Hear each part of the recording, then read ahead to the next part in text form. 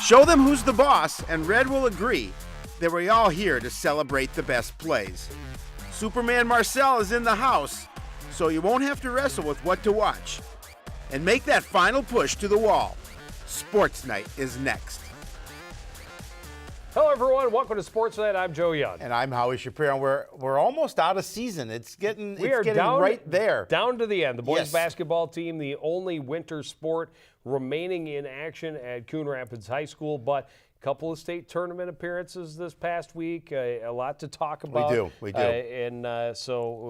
We are getting very close. And despite having a new coat of snow, we are getting close to spring. Yeah, we do have a little bit of snow out there, but it's going to start getting warm, and pretty soon we're going to be missing all that snow, and we're changing. We're skipping ahead. We're changing our time this Sunday, so it's all gearing up to spring, and I'm looking forward to it. All right. Well, we got some business to take care of before we are done with the winter season. Of course, we start with those state championships. Wrestling state championships held this past weekend at the XL Energy Center in St. Paul. Para Cardinals were there representing Coon Rapids. Junior captains John Svobany and Moisey Madimba both qualified as section runners-up and got a chance to battle the best in the biggest event of the year. While neither were able to grab the hardware they'd hoped for, they'll both be back to take another shot next season. This is the second trip to state for Svobany, opening round of the 120-pound bracket on Friday morning. Svobany draws Hunter Lyman from Eastridge. Svobany able to score some points, had opportunities to get the win, but he comes up short, losing a 6-4 decision. Unfortunately, Lyman lost his next match, so Svobany's tournament was over. Lyman went on to finish 5th at state. Similar story for Moisey Madimba in the 138-pound tournament. Opening round against Mounds View's Nick Dunnigan. Madimba trying to come back from an early 8-0 deficit, gets Dunnigan turned over but can't get the pin. Madimba's comeback falls short as he loses an 8-5 decision. Dunnigan also lost his next match, so Madimba is also one and done at state. Svobany finishes the season with a 27-14 record. Madimba tallied a 38-11 mark. Well, congratulations to both those young men, and the nice thing, obviously, they'll be back next year. And in reading through Coach Adams' email that he sent, and he's pretty excited for this conference next year. He says it's going to be a little different than it played out this year, and with all the help that these young men have and the leadership that they've gotten over the year, it's going to be good for next season. Well, the Anoka Tornadoes ended up with a third-place finish at state after last year being the runners-up. But they are a team that was built with a lot of seniors and a lot of strength at the top of their lineup. So they're going to be hurt a little bit more by graduation. The Cardinals, a little bit of a rebuilding season, not the season they had hoped for, but they will bring a lot of pieces back. And so we'll certainly get into that a lot more. We will. In a couple weeks as we get to the review show. But the review is coming up. Yeah, plenty of things to be optimistic for when you talk about the Cardinal wrestling team. Yeah, should be fun as always. Well, the swimming and diving state championships were held last weekend as well, and 8th grader Tyler Schultz was there to compete for the Cardinals.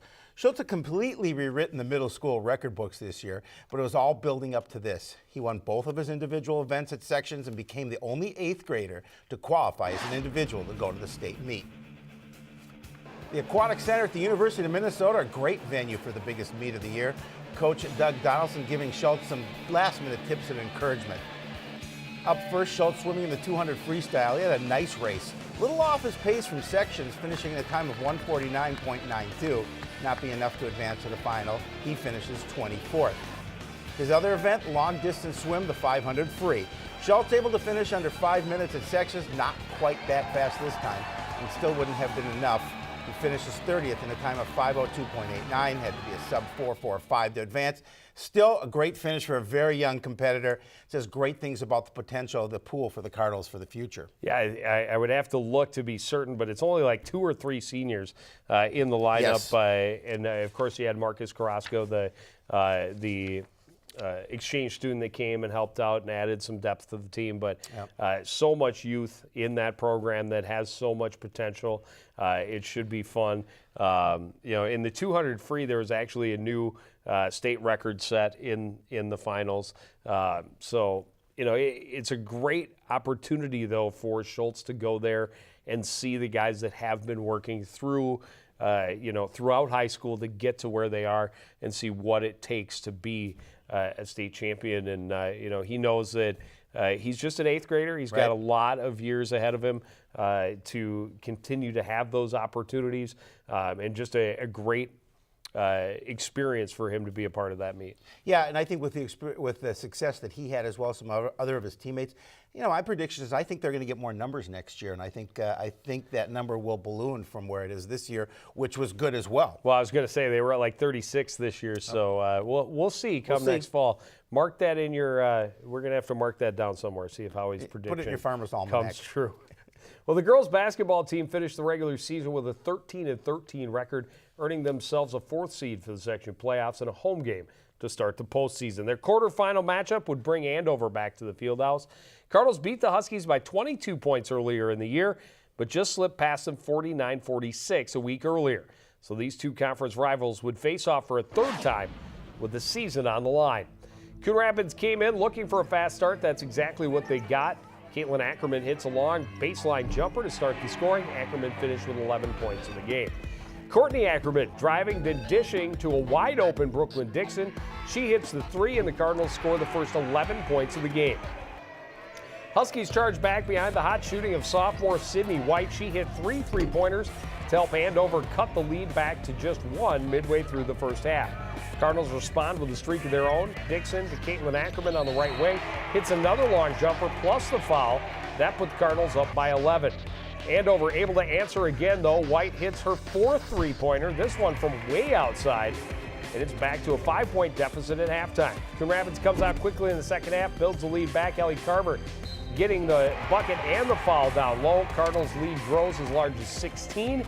Andover kept the Cards from running away, but Coon Rapids able to keep their distance. Junior Lainey Hanneman led the Cardinals with 12 points. And watch this pass for Brooklyn Dixon, threading the needle to Ellie Carver at her knees. She scores. Cardinals lead the entire game, advancing to the semifinals with a 54-42 win. It was really a nice win for them, and again, they were able to play a combination of really good defense and just continue to build that lead in the second half. It was a winning combination for them. Yeah, and it's always great when you come out, you score the first 11 points of the game, and you never trail. And that was great. Unfortunately, they knew it was going to be their last time playing at the Fieldhouse. That's how they wanted to go out. No question about that. Well, on Saturday, the Cardinals made the trip to North Branch for the section semifinal, a matchup with the top-seeded Anoka Tornadoes. Those Tornadoes blew past Coon Rapids in both meetings this season, winning the first game by 30, the second by 22. And Anoka was coming in hot. They had won 7 of their last 8 regular season and blew past Duluth East 64-27 in the quarterfinal. The Cardinals were not about to back down. They gave the Tornadoes all they can handle, and this game went down to the final minute. Anoka gets the fast start. Lily Shocknet working in the low post, able to get the bucket, then the foul, helped the Tornadoes to an early 11-3 lead. Took a while the Cardinals offense to get going, but when they did, they jumped right back into the game. Courtney Ackerman, a good move to find room in the paint, hit the mid-range jumper. That was the start of a nice little spurt. Caitlin Ackerman with another great assist, finding Brooklyn Dixon alone on the wing. She drains the 3, and it's back to a 1-point game. Well, that run wasn't over. Courtney with a great steal. Good rotation to find Destiny Ayers high on the left side. She hits the bomb, puts the Cards in front in the half. They go to the locker room up by 1. Well, Anoka looking for another fast start in the second. Elizabeth Torgerson driving the lane, scoring to put the Tornadoes back on top early. Well, this one was going back and forth throughout the second. Caitlin Ackerman is going coast to coast on this play, scoring 2 of her team-high 14 points in the game. It was still early in the second half. Artist driving the lane and then dishing to Lainey Hanneman. She pumps, lets the defense slip past, and hits the short jumper to keep Coon Rapids in front. But Anoka would take control late in the game. Jersey McAlpine cutting the lane, hitting the running jumper, making a nice basket there. Anoka in front, but it's close to the end. It's a 1-point game with a minute left, but Anoka hit some huge free throws at the end to stretch their lead.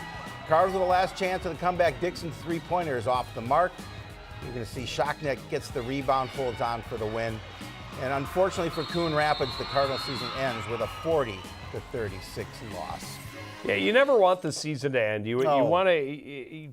You'd love to have come back and beaten the Tornadoes, but to take a team that is the top seed, that is playing as well as the Tornadoes are right now, a team that you had lost to by 22 and 30 points in your first 2 meetings, and have it be a game down to the final minute, that says a lot about how the Cardinals finished their year. Yeah, these young ladies certainly can't hang their head about that loss. Would they have liked to continue, obviously, but they had a really nice season, finishing 14-14 at 500 on the year. That's a good season for the Cardinals. Yeah, and again, we'll get into it a lot more when we get to the review in a couple weeks. But this is a team that's going to lose a lot of very, very good leaders, and they will be hard pressed to try and keep the ball rolling, as they say. But the top, no surprises throughout the entire bracket in Section 7 4A play.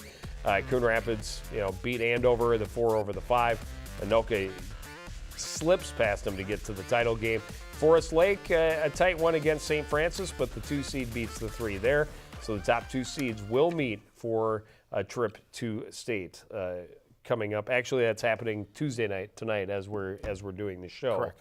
Or a little after we finish the show, but this same evening to determine who will represent Section 7 4A in the state championship. And as we talked about, boys basketball team, final team remaining in action for Coon Rapids High School. They finished up the regular season last week. Traveling to Armstrong on Tuesday, they lost to the Falcons 64-57. Zach Hussein with 14 points. Marcel Winston had 13. Marshall Holland added a dozen. Each had 7 rebounds. Shai Sayers had 6 points and a couple of boards. Boys basketball team will head into section play this week after closing out the regular season with a dominant victory on Friday. A visit from the Arundel Knights was just what the Cardinals needed after struggling the last few weeks.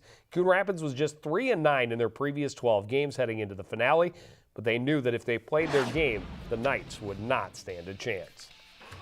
It was senior night at the Fieldhouse. 4 seniors playing in the final home game of their careers. Irondale got a good start behind the hot shooting of junior Aiden Price. He hit 3 3-pointers early, and the Knights had the early lead. Then the Cardinals got on a roll. Great look inside from Sean Smith. Early basket for Zach Hussein. He had 13 points in the game. But the big night comes from Marcel Winston. He hits this 3 from way outside, and he was just getting started. And it wasn't just his scoring. Watch the defense. Great steal behind the back, and he's back up court. Then check out the pass underneath to Elijah McGrath for the finish. Still the Cardinals up by just 3 at the break. That changes in the second. Again, it starts with defense. Winston with the steal, and he's gone. He'll finish with the dunk. That started a 14-0 run. Winston didn't do it alone, though. Senior captain Sean Jelly Dog Smith with the steal of the breakaway this time. He'll lay it up easy. All of his 9 points came in the second half. Winston again on the drive, then follows up on his own miss.